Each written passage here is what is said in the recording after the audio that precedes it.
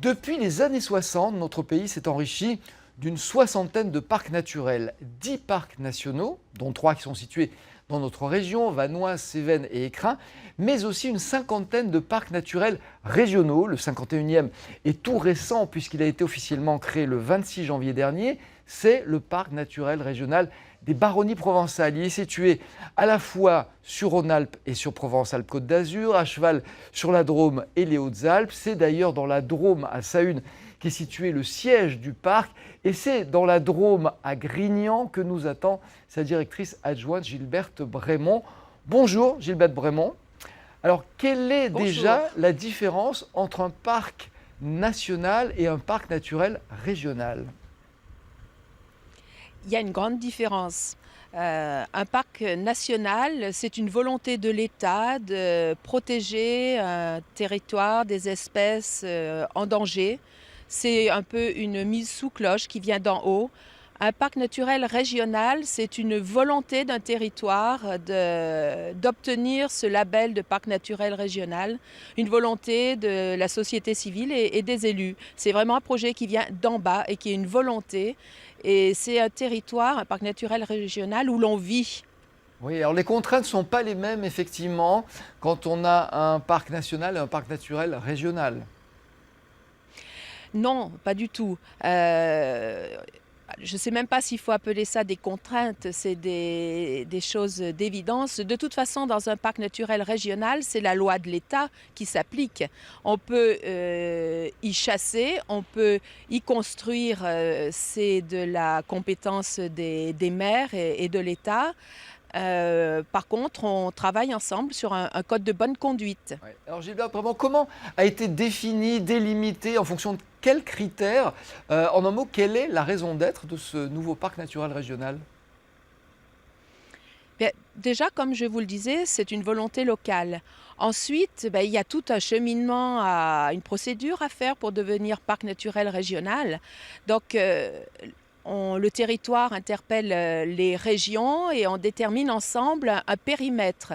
Le périmètre est forcément sur une entité géographique. Nous, ce sont les Baronnies, un massif des Préalpes sèches.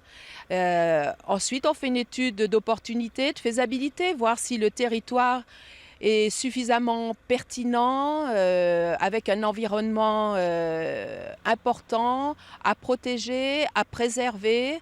Avec des difficultés auxquelles il faut que l'on trouve quelques réponses. On a eu cette chance-là, on nous a dit « Ok, vous pouvez partir en préfiguration ». C'était en fin 2004, donc c'est un petit peu loin. Et depuis, on a travaillé sur des actions de préfiguration avec tous nos partenaires, avec les 130 communes, avec les 1600 conseillers municipaux et avec plus de 400 associations. Alors c'est vrai qu'il y a une volonté forte. Justement, parmi les points forts qui vont permettre de développer le tourisme, il y a le patrimoine bâti et le patrimoine naturel. Le bâti, ce sont évidemment des villages superbes, à commencer par celui dans lequel vous trouvez Grignan, qui est ce qu'on appelle un village porte, c'est-à-dire qu'il est à l'ouverture du parc. C'est ça. En fait, on a plusieurs villes-portes qui sont les portes d'entrée vers le parc naturel régional. Grignan n'est pas dans le massif des Baronnies, mais il va pouvoir bénéficier de l'image du parc et nous allons pouvoir bénéficier de l'image de Grignan pour rediriger des personnes sur notre territoire. Alors il y a un justement, partenariat fort. oui, vers quel village est-ce que vous les emmenez en priorité ? On est en train de découvrir des images justement de ces villages magnifiques qui sont situés dans ce parc. Vos petits préférés, même si vous allez faire des jaloux. Là, c'est dur ce que vous me demandez là. Parce qu'en fait, on a, à l'inverse de Grignan, où il y a ce magnifique château, dans les Baronnies, on a tout un petit patrimoine de villages perchés qui est particulièrement intéressant, mais nombreux. C'est dû à notre histoire, à notre géographie.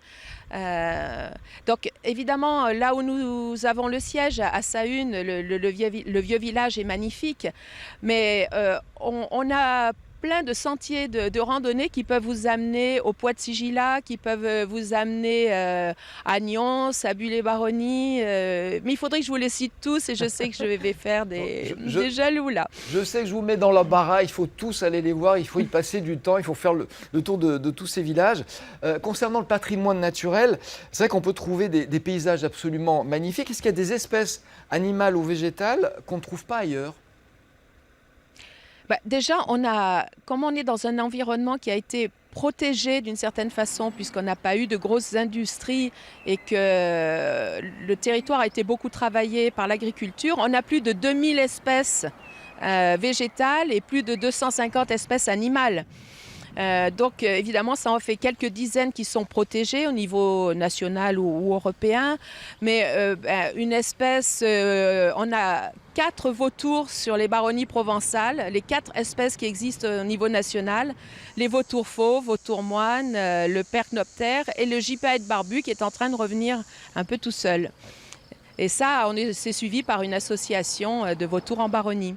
Alors on voit effectivement des paysages absolument magnifiques, il faut là aussi aller visiter, il faut s'en noyer les yeux. Il y a un patrimoine culturel aussi qui est riche, et dans la culture on met aussi la gastronomie, et regardez ce qui se trouve derrière vous, c'est de la lavande, ça fait partie aussi de la culture de la région ?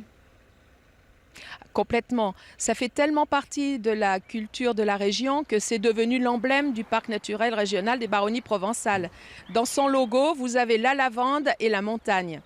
C'est vraiment le trait d'union de notre territoire. Et puis les Baronnies provençales, c'est le coin de Provence de la région Rhône-Alpes. Oui, on pourrait ajouter les oliviers. On est en train de voir justement un moulin à huile et ces beaux oliviers. Ça aussi, c'est un élément incontournable.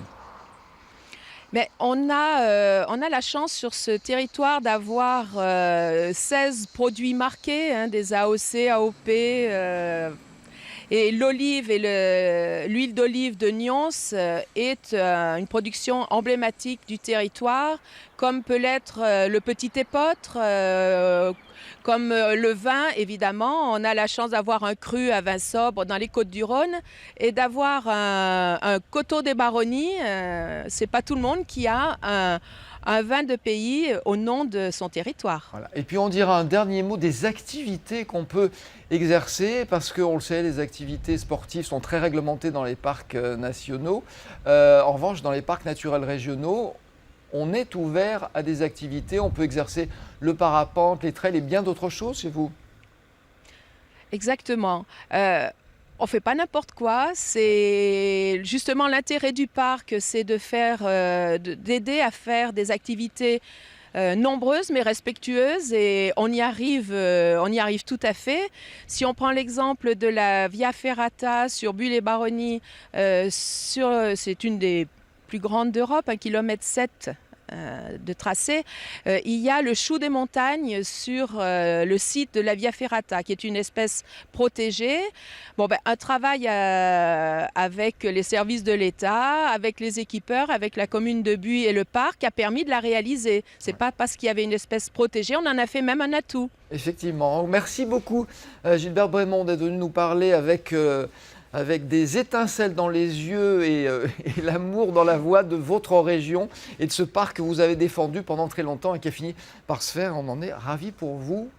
Allez donc visiter le parc naturel régional des Baronnies. Merci infiniment. On va